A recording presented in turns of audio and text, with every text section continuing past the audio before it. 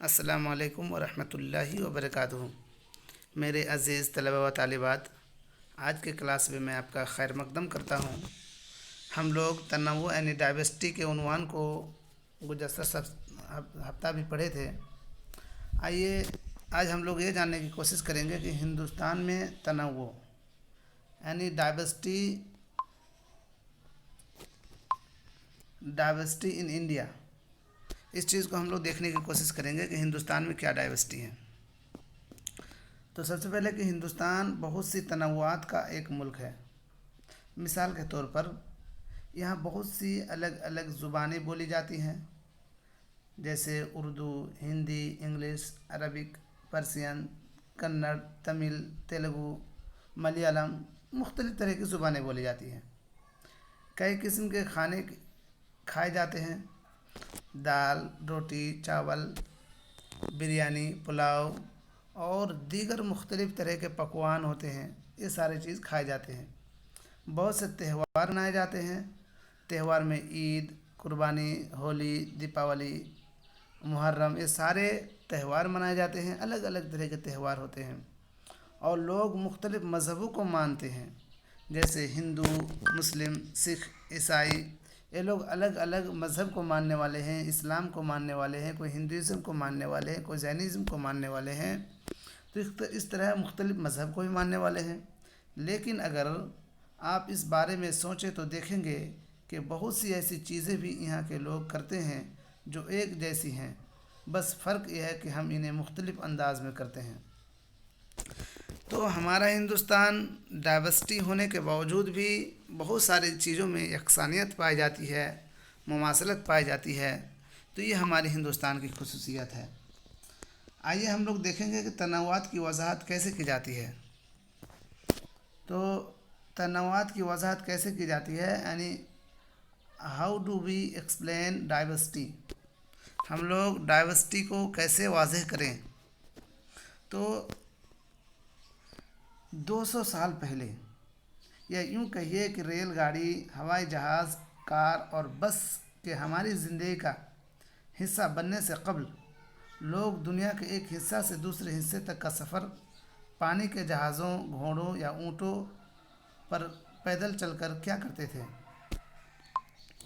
اکثر وہ آباد ہونے کے لیے نئی سرزمینوں یا نئے مکانات یا تجارت کے لیے لوگوں کی تلاش میں جاتے تھے۔ چونکہ سفر میں بہت زیادہ وقت لگتا تھا، اس لیے ایک جگہ پہنچنے کے بعد لوگ اکثر و بیشتر وہیں رہنے لگتے تھے۔ بہت سے دوسرے لوگ ایسے بھی تھے جنہوں نے قحط اور خشک سالی کی بنا پر اپنے گھر چھوڑ دیے، کیونکہ کھانے کی قلت ہو گئی۔ کچھ لوگ کام کی تلاش میں گھر چھوڑ کر چلے گئے اور کچھ جنگ کی وجہ سے گھر بار چھوڑنے پر مجبور ہو گئے۔ جب کبھی ان لوگوں نے نئے مقامات پر بسنا شروع کیا، ان میں کچھ تبدیلیاں آنی شروع ہوئیں اور کبھی کبھی وہ اپنی پرانی ڈگر پر کام کرتے رہے۔ اس وجہ سے ان کی زبانیں، کھانا پینا، گانا بجانا اور مذہب وغیرہ پرانی اور نئی چیزوں اور طریقوں کا ایک ملا جلا مرکب یا مجموعہ بن گیا۔ تہذیب اور ثقافت کے اس باہمی میل جول کے سبب کچھ نئی اور مختلف چیزیں بن گئیں۔ کئی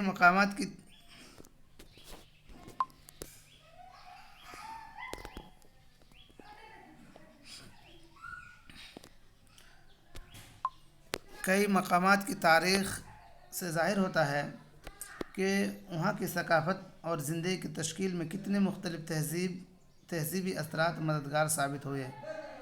اس طرح دنیا کے کئی خطے اور علاقے اپنی منفرد تاریخ کی وجہ سے بہت پرتنوع اور گوناگون ہو گئے۔ اس طرح تنوع اس وقت بھی وجود میں آنے لگتا ہے جب لوگ خود کو اس علاقے کے جغرافیائی حالات کے مطابق ڈھال لیتے ہیں جہاں وہ رہتے ہیں۔ مثال کے طور پر سمندر کے قریب اور پہاڑی علاقوں کی رہائش میں بہت فرق ہے۔ تو آئیے آگے ہم لوگ دیکھیں گے کہ نہ صرف جو فرق بتائے گئے ہیں کہ سمندری علاقے اور پہاڑی علاقے میں فرق، کہ نہ صرف یہ لوگوں کے لباس اور ان کے کھانے پینے کی عادتوں میں جدا ہوتی ہے، بلکہ جو کام وہ کرتے ہیں وہ بھی الگ الگ قسم کے ہوتے ہیں۔ شہروں کے رہنے والے یہ آسانی سے بھول جاتے ہیں کہ لوگوں کی زندگی ان کے طبیعتی یا مادی ماحول سے کس طرح سے جڑی ہوئی ہے۔ ایسا اس لیے ہے کہ شہروں میں رہنے والے لوگوں کو شاذ و نادر ہی اپنے اناج اور سبزیاں اگانی ہوتی ہے، بلکہ وہ اپنے استعمال کے لیے غذا اور دیگر اشیاء ضرورت کی خریداری کے لیے بازار پر منحصر ہوتے ہیں۔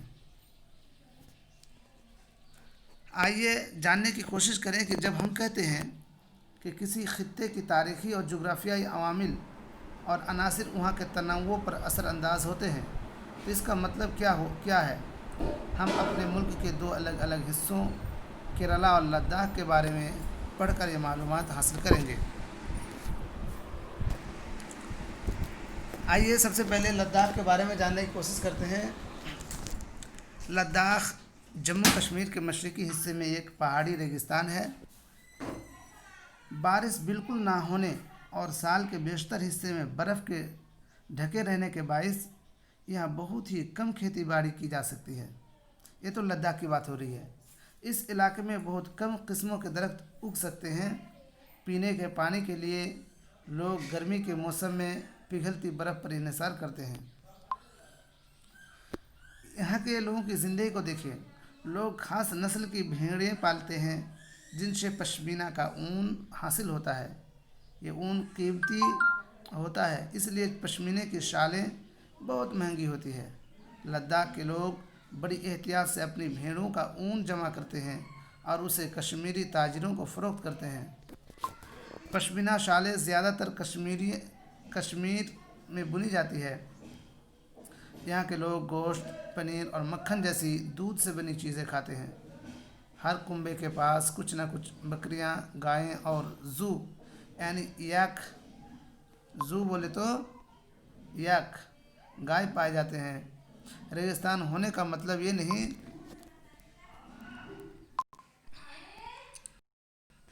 کہ لداخ میں تاجر نہیں آتے ہیں۔ لداخ کو ایک اچھا تجارتی راستہ مانا جاتا تھا کیونکہ یہاں کئی سرے تھے جن سے گزر کر تاجروں کے کارواں موجودہ تبت تک سفر کیا کرتے تھے۔ یہ کارواں کپڑا، مسالے، کچا ریشم اور قالین لے کر جاتے تھے۔ بدھ مت لداخ ہی سے تبت پہنچا۔ لداخ کو چھوٹا تبت کہا جاتا ہے۔ اس خطے میں اسلام 400 برس پہلے آیا اور یہاں کی آبادی کا ایک اچھا خاصا حصہ مسلمان پر مشتمل ہے۔ لداخ میں گیتوں اور گانوں کی ایک وسیع اور ثروت مند روایت چلی آ رہی ہے۔ تبت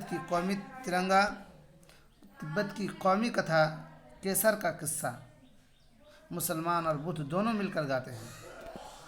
کیرلا، اب آئیے ہم لوگ تبت کی بات کر لیں، اب کیرلا کی بات کرتے ہیں۔ کیرلا ہندوستان کے جنوب مغرب کونے میں واقع ایک ریاست ہے جو ایک طرف سمندر اور دوسری جانب پہاڑوں سے گھری ہوئی ہے۔ یہاں کے پہاڑوں پر لونگ اور الائچی جیسے گرم مسالے اگائے جاتے ہیں۔ مسالوں کی بدولت ہی یہ علاقہ تاجروں کے لیے کشش کا سبب بنا۔ سب سے پہلے یہاں یہودی اور عرب تاجر یہودی تاجر اور عرب تاجر آئے۔ حضرت عیسیٰ کے پیرو، یہاں دیکھیے کہ حضرت عیسیٰ کے ایک حواری سینٹ تھامس کے بارے میں خیال ہے کہ وہ یہاں آج سے 2000 برس قبل آئے تھے اور ہندوستان میں عیسائیت کی آمد کا سہرا انہی کے سر جاتا ہے، یعنی سینٹ تھامس کے سر جاتا ہے۔ بہت سے عرب تاجر بھی یہاں آئے اور بس گئے۔ ابن بطوطہ نے جو تقریباً 700 برس پہلے یہاں کے سفر پر آئے تھے، ایک سفر نامہ اس علاقے کے مسلمانوں کی زندگی کے بارے میں لکھا۔ اس میں یہاں کی مسلمانوں کی زندگی کا بیان ہے اور لکھا ہے کہ مسلم طبقہ بہت معزز مانا جاتا ہے۔ پھر واسکو ڈی گاما کے جہاز کے یہاں پہنچنے کے ساتھ پرتگالیوں نے یورپ سے ہندوستان تک کا بحری راستہ دریافت کیا۔ ان تمام مختلف تاریخی اثرات کی وجہ سے کیرلا میں کئی مذہبوں کے ماننے والے موجود ہیں۔ کیرلا میں کون کون سے مذہب کے ماننے والے لوگ موجود ہیں؟ مثال کے طور پہ یہاں دیا جا رہا ہے کہ یہودی، عیسائی، مسلمان، ہندو اور بدھ۔ یہاں استعمال کیے جانے والے مچھلی پکڑنے کے جال بالکل چینی جالوں کے مانند نظر آتے ہیں، اور کیرلا میں انہیں چائنالا، کیا کہتے ہیں کیرلا میں اس کو؟ چائنالا کہتے ہیں۔ آئیے ہم لوگ دیکھتے ہیں، چائنالا کہتے ہیں اس کو۔ جالوں جو یہاں جو مچھلی پکڑنے جال پائے جاتے ہیں تو کہا جاتا ہے کیرلا میں انہیں چائنالا کہا جاتا ہے۔ مچھلی تلنے کے برتن کو بھی یہاں چائنا چٹی، دیکھیے جس جال سے مچھلی کو پکڑا جاتا ہے اس کو چائنالا، اور جس کڑھائی میں مچھلی کو تلا جاتا ہے اس کو چینا چٹی کہتے ہیں، چینا چٹی۔ چینالا اور چینا چٹی، ایسا مانا جاتا ہے کہ یہ لفظ ملک چین سے ہی آیا ہے۔ یہاں کی زرخیز مٹی اور عمدہ آب و ہوا چاول کی کاشت کے لیے بہت موزوں ہے، اور لوگوں کی اکثریت چاول، مچھلی اور سبزی کھاتے ہیں۔ دیکھیے اتنی بات ہو گئی، حالانکہ کیرلا لداخ جغرافیائی کیرلا اور لداخ جغرافیائی خصوصیت کے اعتبار سے ایک دوسرے سے بالکل مختلف ہیں۔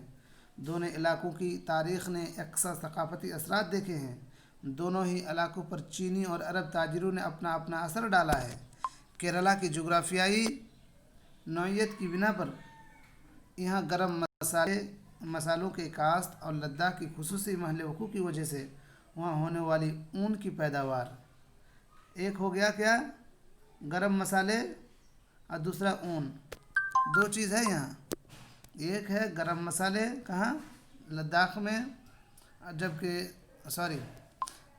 کیرلا میں جو ہے وہ گرم مسالے پائے جاتے ہیں زیادہ، اور لداخ میں اون پائے جاتے ہیں۔ تو دو چیز ہے یہاں یاد رکھنے والی بات۔ ان دونوں ریاستوں نے تاجروں کو اپنی اور کھینچا ہے۔ اس طرح کسی خطے کی تاریخ اور جغرافیہ کا وہاں کی ثقافت سے گہرا تعلق ہوتا ہے۔ الگ الگ تہذیبوں اور ثقافتوں کا اثر محض ماضی کی چیز نہیں ہے۔ ہماری آج کی زندگی بھی کام کی تلاش میں ایک جگہ سے دوسری جگہ نقل و حرکت میں ہے، اور ہر نقل و حرکت کے ساتھ ہماری ثقافتی روایات اور طرز زندگی رفتہ رفتہ اس نئی جگہ کا حصہ بن جاتے ہیں، جہاں ہم سکونت اختیار کر لیتے ہیں۔ اسی طرح اپنے نئے پڑوس یا ماحول میں ہم مختلف فرقوں کے قریب آتے ہیں اور ان کے ساتھ رہنے لگتے ہیں۔ ہماری روزمرہ زندگی بھی اس طور طریقوں سے وابستہ ہیں جن کے ذریعے ہم چیزوں کو مل جل کر انجام دیتے ہیں اور ایک دوسرے کی زندگیوں، رسم و رواج اور روایات کے قصے سنتے ہیں۔ تو یہ دو ریاست کیرلا اور لداخ کے بارے میں بتایا جا رہا تھا کہ ان دونوں میں یکسانیت کیا ہے اور ان دونوں میں جداگانہ شے کیا ہے۔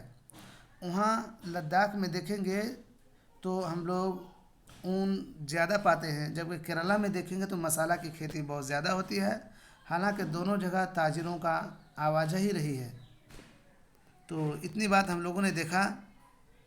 آئیے پھر ہم لوگ آگے دیکھنے کی کوشش کرتے ہیں کہ کثرت میں وحدت کیا چیز ہے۔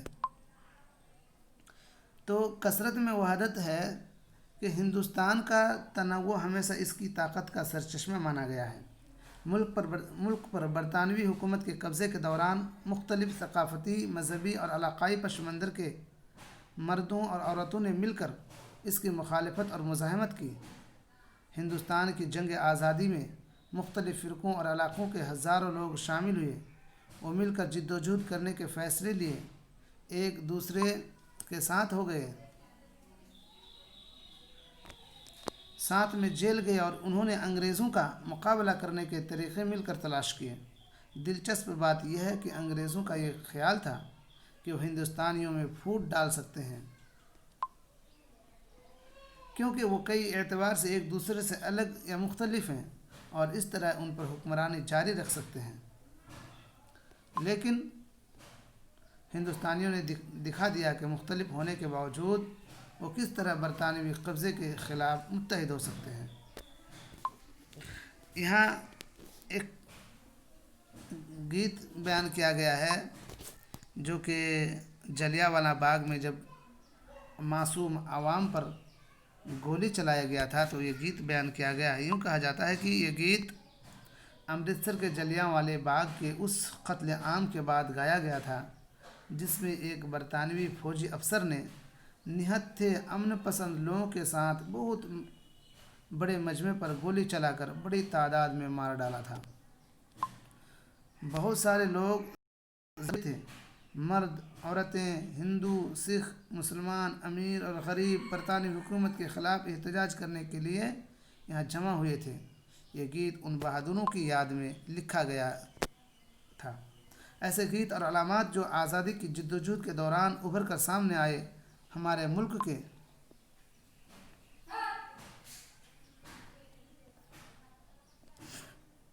تنوع کے احترام کی مسلسل یاد دہانی کراتی ہے۔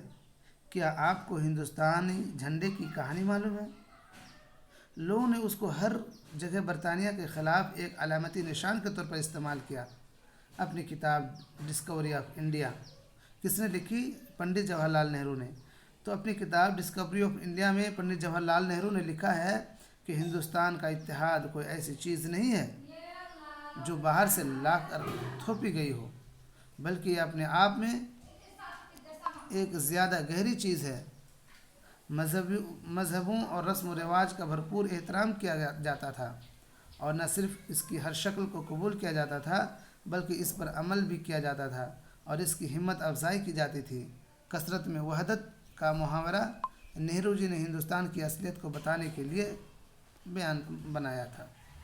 کثرت میں وحدت کا محاورہ جو ہے یہ نہرو جی نے ہندوستان کی اصلیت کو بتانے کے لیے بنایا تھا۔ کثرت میں وحدت، ٹھیک ہے، یونٹی کی بات ہمیشہ کی جاتی ہے۔ آئیے یہ ہم لوگوں نے چیپٹر کو مکمل کیا اور پھر ہم لوگ کل سوال جواب بھی کریں گے۔ تو یہ ہمارے پاس یہ چیپٹر تھا۔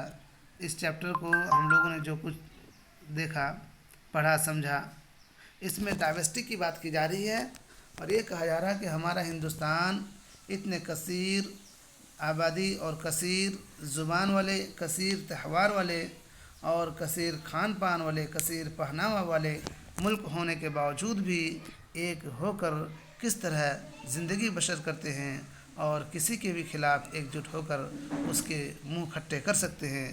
یہ ایک مثال ہے، اگزامپل ہے۔ آئیے ہم لوگ اپنی بات کو یہیں سے ختم کرتے ہیں اور پھر انشاءاللہ کل ایک نئے کلاس کے ساتھ سوال جواب کریں گے۔ السلام علیکم ورحمۃ اللہ وبرکاتہ۔